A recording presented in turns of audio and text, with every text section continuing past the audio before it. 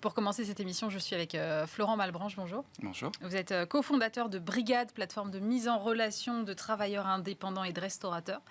Ça, c'était un peu avant, parce qu'il y a eu Covid, évidemment, donc on sait tous que le secteur de la restauration a été à l'arrêt. Donc vous avez choisi de pivoter et d'adresser des populations ou des secteurs, en tout cas que vous n'adressiez pas avant, à savoir le secteur médico-social. Je voulais savoir comment vous avez franchi cette période-là. En fait, donc on n'a pas décidé de pivoter, on a décidé d'élargir. Ouais. Quand on s'est créé en 2016, on s'est créé pour répondre à un problème qui est celui de la valorisation des métiers et permettre à des talents et des entreprises de se rencontrer à nouveau dans les secteurs en tension. Évidemment, on a commencé par la restauration, qui était le secteur emblématique des problématiques de personnel et de recrutement. Mais évidemment, on avait en tête d'autres secteurs. Et d'ailleurs, même avant la période Covid, on travaillait avec des établissements médico-sociaux sur les métiers de la restauration, avec des talents de la restauration. Donc la crise arrivant, on ne s'est pas resté sans rien faire, et donc assez rapidement en fait on s'est déporté, on a élargi notre mission comme on dit souvent, et on a ouvert notre plateforme, notre application aux talents du secteur médico-social. Alors pour ceux qui ne vous connaîtraient pas, comment vous travaillez concrètement sur cette mise en relation ? Brigade, c'est assez simple en fait, c'est une application sur laquelle, si je suis un talent d'un secteur sur lequel on est actif, donc aujourd'hui hôtellerie, restauration ou sanitaire et médico-social, je m'inscris, on va vérifier vos expériences, on va vérifier votre droit de travailler en France, on va vérifier que vous avez bien un statut qui vous permet de travailler à votre compte, et en s'inscrivant comme ça, j'ai accès à des missions, à des prestations qui sont proposées par des entreprises qui ont besoin de mes compétences, qui ont besoin de mes qualifications, qui sont généralement des missions plutôt très courtes. Donc ce sont des gens qui ont fait le choix de la flexibilité, qui ont fait, on en parlera peut-être après aussi, le choix de la reconnaissance et de la liberté, qui ont décidé de reprendre leur carrière en main et qui travaillent du coup de cette façon-là et qui ont la totale liberté d'accepter ou de refuser les missions qu'ils souhaitent. C'est du complément de salaire, comment ça se répartit ? Ça dépend. Je dis souvent, on est un gros complément de revenus. Le revenu moyen sur Brigade, le chiffre d'affaires moyen généré par un talent, c'est 1 200, 1 300 euros par mois. Donc c'est beaucoup pour un complément de revenu, mais ce n'est pas encore une source de revenu principale. Non, parce qu'il faut enlever des charges en plus, j'imagine. Il faut retrancher en effet à peu près 20% de charges. Mais on est quand même donc, un complément de revenu qui est conséquent pour ces personnes-là. Et surtout, on voit que ça augmente. C'est-à-dire que les gens nous font de plus en plus confiance pour être une alternative à leur source de revenus primaire. Et donc, ce qu'on voit, c'est que les profils, de plus en plus, nous utilisent comme soit d'ailleurs un équivalent de temps plein, c'est-à-dire qu'ils ne font pas donc, une longue mission chez un seul utilisateur, ils font plusieurs missions, ils ont plusieurs clients, développent leur clientèle comme ça. Cela, aujourd'hui, c'est à peu près 20% de nos utilisateurs qui nous utilisent vraiment comme un temps plein. Et on voit qu'il y a la part des gens qui basculent d'un complément de revenu vers une source de revenus primaire qui est de plus en plus grande. Et c'est marrant parce que je suis très très attentive aux mots. Et donc vous dites, d'abord vous utilisez le mot talent, et puis en plus pour les talents qui ont recours à vos services, vous parlez de clients là où en temps normal on parlerait d'employeurs. Donc vous êtes en train d'inverser complètement la matrice. Exactement. Et j'adore ça. En fait, même, je peux revenir sur un détail du fonctionnement qu'on ne met pas assez en avant, qui est que ce sont, quand je dis les talents, donc en effet, on parle de talents, je vois que le sujet de l'émission, c'est valoriser le travail. Il faut arrêter de dire que ces gens n'ont pas de talent, n'ont pas de qualification. C'est pas vrai. Vous prenez n'importe qui, vous le mettez dans une cuisine, la personne est perdue. C'est même dangereux pour elle. Il faut pas. Et pour les autres, pour les autres. Donc, c'est très important déjà dans l'approche de considérer ces personnes dont on a absolument besoin comme des talents. Il faut arrêter d'avoir un discours qui va à l'encontre de ça. Et deuxièmement, c'est un petit point de fonctionnement, mais qui fait toute la différence, c'est que nous, notre métier, c'est quoi ? D'une certaine façon, c'est de valider des compétences, d'attester que telle personne a telle compétence. Après, l'origine, l'âge, la couleur, on n'a rien à faire. Et donc, c'est la personne, le talent, qui choisit son client. En fait, l'entreprise va poster sa mission, elle a déclaré son besoin, et donc la personne choisit, et l'entreprise n'a pas son mot à dire. Donc ça a été dur à imposer au début, ça c'est sûr, mais aujourd'hui ça permet quelque chose. Vous allez trop vite. Ça veut dire que si moi, je postule à un travail via votre plateforme, l'entreprise ne peut pas refuser ma candidature. Exactement. Elle a accès à rien. C'est pas une candidature en fait. L'entreprise poste un besoin. J'ai besoin d'un cuisinier, d'une cuisinière, de telle heure à telle heure, tel jour, pour telle prestation. Cette information est mise à disposition de notre communauté d'utilisateurs, de talents, qui évidemment ont les compétences. Et donc c'est la première personne qui répond oui à cette proposition, qui va obtenir la mission. Et ça change tout dans la relation. Ça change, il n'y a plus aucun problème de discrimination, parce qu'il n'y a pas de choix on n'a même pas accès au nom, on n'a accès à rien. L'entreprise a les informations une fois que la mise en relation a été faite, et si elle veut changer, de toute façon, il y a des frais d'annulation, donc elle ne le fait pas. D'accord. 2, ça va extrêmement vite, donc c'est aussi un avantage pour l'entreprise qui n'a pas de temps à perdre, en fait. Elle a un problème, elle a un enjeu, c'est de trouver quelqu'un. À 90%, en 4 heures, elle a sa réponse. En 4 heures. En 4 heures. Donc en fait, le manager, le problème est réglé, il peut passer à autre chose. Donc pas de perte de temps d'entretien, j'épluche pas les CV. Exactement. Et ça marche très bien. Et le dernier point, qui est vraiment un élément de reconnaissance, c'est que du coup, quand la personne arrive pour faire la prestation, au lieu, comme si c'était un salarié, de dire, ça c'est surtout les gens dans le médico-social qui nous disent ça, au lieu de dire, encore heureux que tu sois là, en même temps, c'est ton travail, tu dois être là, c'est merci d'avoir accepté la mission. Et ça, dans l'approche, ça change tout. On est fiers, en fait. Ils nous disent, je suis fier, je suis à nouveau content de me lever le matin, ou contente de me lever le matin pour aller travailler. Et donc, dans la relation au travail, c'est renouvelé.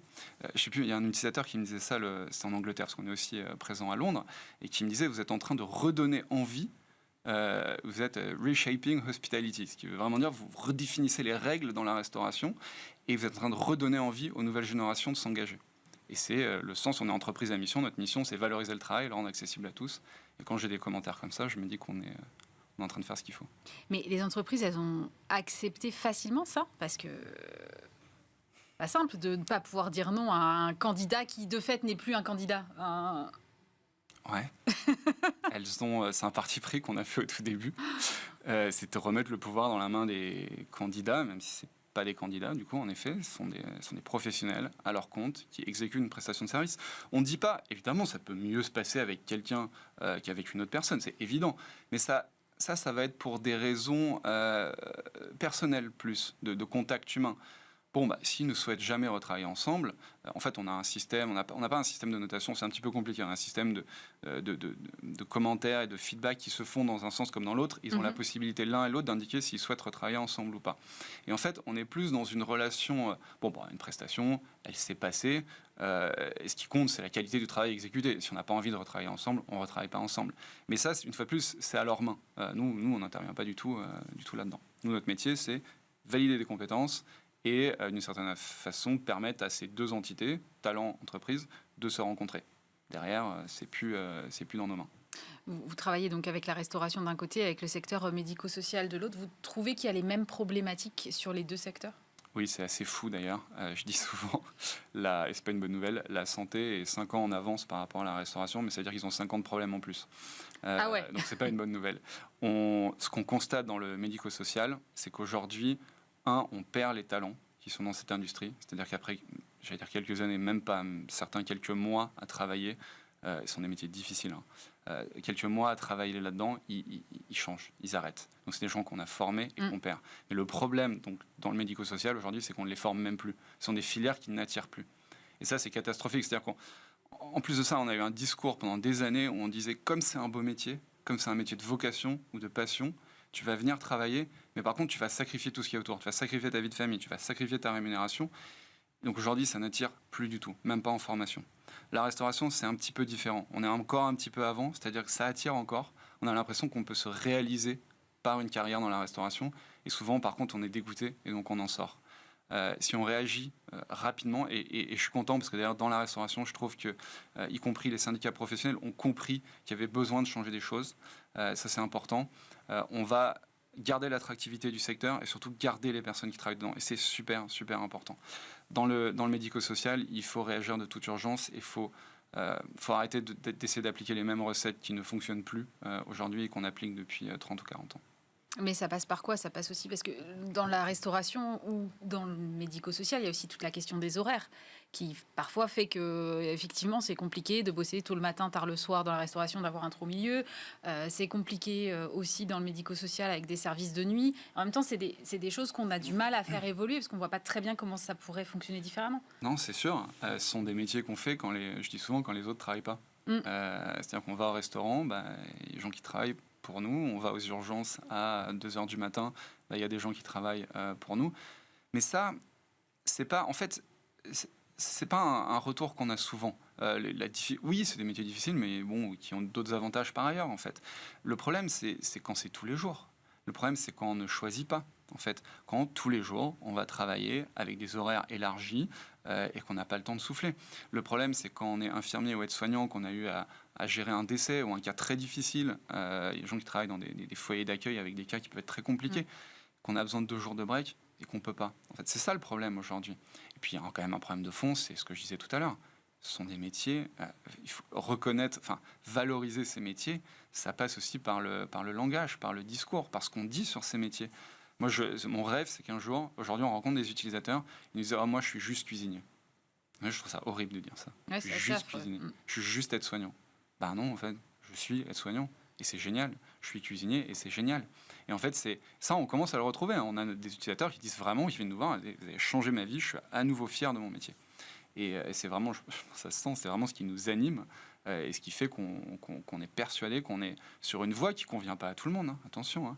On ne dit pas tout le monde doit travailler à son compte.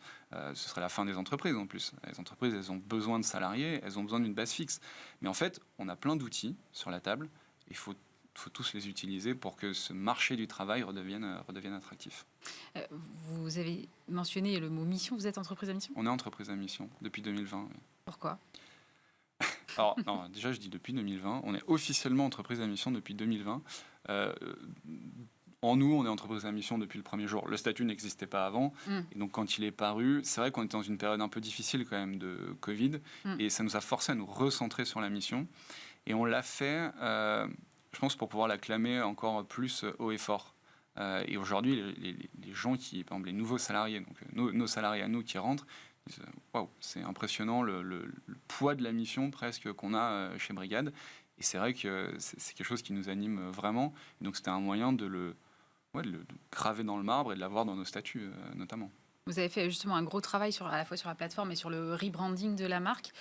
Qu'est-ce qui a motivé ça ? Parce que vous avez déjà le parcours, l'entreprise à mission, vous auriez pu rester comme vous étiez. Non, il restait justement l'image.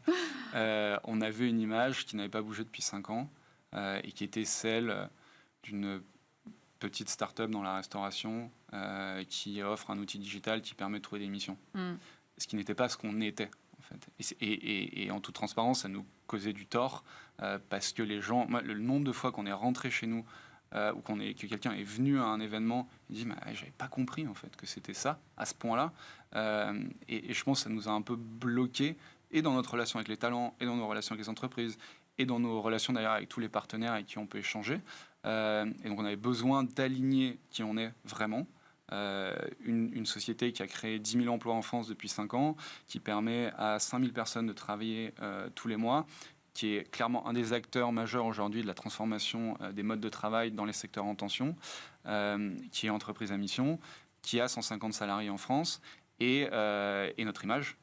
Et cette image n'était pas en adéquation, et donc oui, on a fait un travail pour la réaligner avec qui on est réellement. C'est sortir un peu du côté cliché de la start-up qui veut tout disrupter. Oui.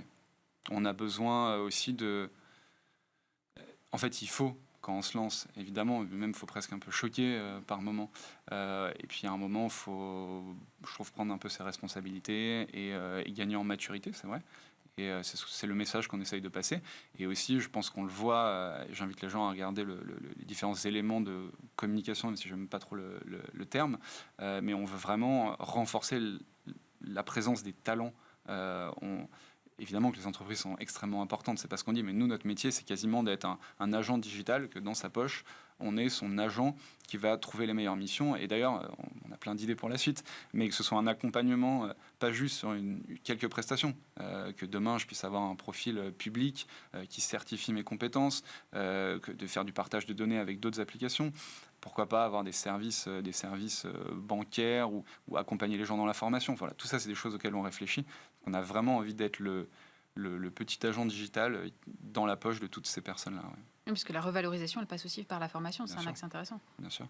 On a mis en place un espèce de parcours de carrière en interne, en fait, dans son application, dans son espace personnel. Quand on est talent, on a un petit fil, en fait, une timeline où on a tout son historique.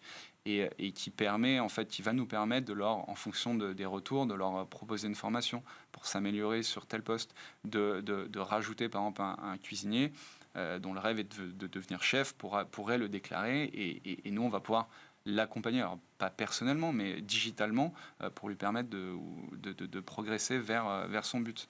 Et donc il y a toute cette logique d'accompagnement, même si ce sont des professionnels qui sont à leur compte, c'est-à-dire qu'on n'est pas leur employeur, mais le but c'est qu'ils puissent se réaliser vraiment. Et comme je disais tout à l'heure, qu'ils retrouvent vraiment la fierté de leur métier et de leur parcours professionnel et qu'ils restent dans l'industrie qu'ils ont choisi au départ. C'était un choix de travailler dans la restauration ou dans le médico-social. Et ce qu'on veut, c'est qu'ils y restent. Et aujourd'hui, on a 40% de nos utilisateurs qui disent que par leur utilisation de l'application, la flexibilité, la meilleure rémunération qu'ils ont, ils restent dans l'industrie. Demain, je veux que ce soit 90% des gens qui disent ça. Vous adressez donc des métiers en tension. Est-ce que vous arrivez aujourd'hui à répondre à toutes les demandes des entreprises? Est-ce que toutes les missions qu'on vous confie, vous arrivez à les faire matcher avec quelqu'un? Pas toutes, non. On est plutôt autour de 90%. Après, c'est aussi un petit peu dans la main des entreprises. Elles ont la main sur, typiquement, quand elles créent leur proposition, nous, on va calculer un prix de la prestation. C'est une tarification, je ne suis pas en train de détailler, mais qui est dynamique, mais qui assure déjà un revenu très élevé à la personne et qui assure surtout un taux de connexion, on va dire, le fait de trouver quelqu'un qui soit le plus élevé possible. Les entreprises, elles ont la main pour l'augmenter, pas pour le baisser. Et donc, en fait, libre à elles d'augmenter pour rendre l'offre plus attractive. Et ce qu'on dit aussi, c'est que dans notre mission, un des engagements qu'on a, c'est d'améliorer les conditions de travail. Aujourd'hui, on réfléchit à comment permettre aux entreprises qui proposent les meilleures conditions de travail d'une certaine façon, de trouver des talents le plus facilement possible, qu'elles soient valorisées par rapport aux autres, non pas pour pénaliser les autres, mais pour les pousser en fait dans une direction à améliorer ce qu'elles peuvent proposer, évidemment à leurs salariés, mais aussi aux collaborateurs qui viennent ponctuellement. Et comment vous pouvez identifier les entreprises qui ont les meilleures conditions de travail? On a les retours, des talents, et heureusement, il y a dans 90-95% des cas, il n'y a rien à dire en fait. Ils font un super travail. Il y a des cas où il y a des méthodes qui ne sont, on va dire, plus au goût du jour et qui doivent changer. Les entreprises, elles ont un gros travail à faire, en effet, pour revaloriser ces métiers. Mais est-ce que ça passe pas aussi par l'éducation en amont et par l'éducation nationale, quoi? Complètement. Par exemple, il faut arrêter de dire qu'un cuisinier n'est pas qualifié. Moi, c'est des choses c'est blessant. En fait. Mais c'est les choses qu'on entend encore aujourd'hui? C'est des choses qu'on entend partout. Chez les syndicats, au sein du gouvernement par moment, c'est des choses qui sont gênantes, je trouve. C'est un métier, le métier de cuisinier est un métier qualifié. Le métier d'aide-soignant est un métier qualifié. Comment on peut donner envie à des enfants de s'engager dans ces métiers-là si on entend tout en haut que c'est pas qualifié, que c'est pas valorisant? Il faut arrêter cette distinction col blanc, col bleu qui existe encore aujourd'hui en fait. Ça n'a aucun sens. Faut que les parents, en effet, arrêtent. Quelqu'un qui veut choisir un parcours dans la restauration, il faut qu'il puisse le faire, il faut qu'il soit fier de le faire. Ce sont des super métiers. D'ailleurs, on le voit, tous les diplômés de grande école aujourd'hui qui se reconvertissent dans les métiers manuels, c'est qu'il y a quelque chose. Je veux dire, c'est que ce sont des métiers qui, il y a une satisfaction. On rend un service d'ailleurs dans les deux secteurs dans lesquels on est, on a un remerciement qui est quasiment immédiat. C'est rare ça. Et donc c'est tout ça qu'il faut, repenser. Et je trouve que ça passe beaucoup par le discours. Les métiers en tension sont quasiment partout aujourd'hui. Ça veut dire que potentiellement, vous pouvez ouvrir à peu près n'importe quel service demain? Nous, on a envie de proposer nos services aux gens qui ont été un peu exclus de la révolution technologique. C'est-à-dire que les métiers... je sais pas comment dire, les métiers très, très, très, très qualifiés, en tout cas ceux qu'on perçoit comme tels, ils ont tout ce qu'il leur faut. Honnêtement, j'ai les startups. Vous n'allez pas attaquer le métier des développeurs, par exemple. Par exemple. Ouais. Citer personne, mais voilà, c'est pas ce qu'on souhaite faire.